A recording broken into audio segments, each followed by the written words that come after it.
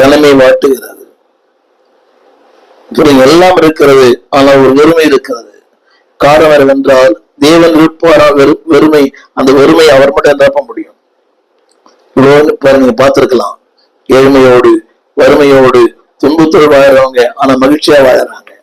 The reason is living with God. தேவனோடு கூட இருக்கிற அந்த வாழ்வு, life with Christ.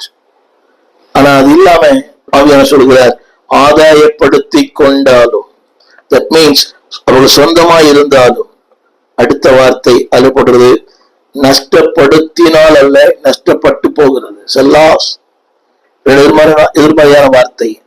ஆதாயப்படுத்தி கொண்டான், நஷ்டமடைந்தான். இன்னைக்கு ஆண்டோடு வாழறவங்க நஷ்டம் அடைந்திருக்கிறோம், ஆனால் ஆதாயம் பண்ணியிருக்கிறோம். நஷ்டம் தானே. உலகத்தை வெறுத்து, உலகம் நம்மை வெறுத்து, உறவுகள் வெறுத்தது, உலகம் வெறுத்தது, நண்பர்கள் வெறுத்தார்கள், சுற்றத்தாரும் காலத்தில் குளிர்ந்திட்டார், பற்றுள்ளோரும் பலர் பறந்திட்டார், கொள்கை கூறியே பலர் பிரிந்திட்டார், ஆனாலும் ராஜாவின் அன்பு உங்களை கண்டது. அவர் சொல்லுகிறார், ஆதாயப்படுத்தி கொண்டாலும். நீங்க நிறைய பேர் நினைக்கிறாங்க, அவர் அப்படி இருக்கிறாரு, இப்படி இருக்கிறார், இப்படி இருக்கிறார்.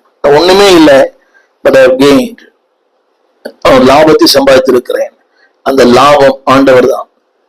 சொல்லுகிறான், கிறிஸ்து எனக்கு ஜீவன், சாவி எனக்கு ஆதாயம். உங்களுக்கு கெயின்ட் எழுதப்பட்டிருக்கிறது நஷ்டம்.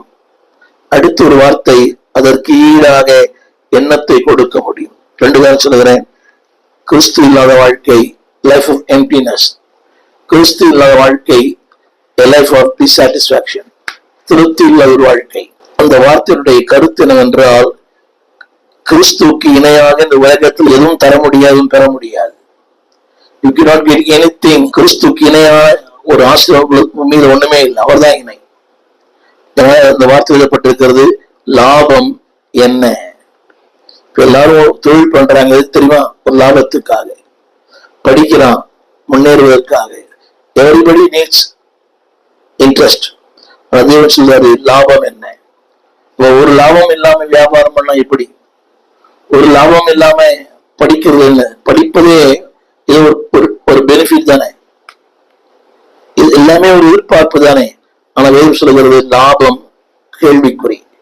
காரணம் என்னவென்றால், அதுல அடுத்த வார்த்தை எண்ணத்தை அதற்கு ஈடாக. சொல்லுகிறேன், கிறிஸ்துவுக்கு ஈடாக என எதுவுமே இல்லை. பிள்ளையே, nothing will compensate like Jesus. இயேசுவுக்கு இணையானது எதுவுமே இல்லை. அதான் உண்மை. நினைக்கிறீங்க அது ஈடாகும், இது ஈடாகும்.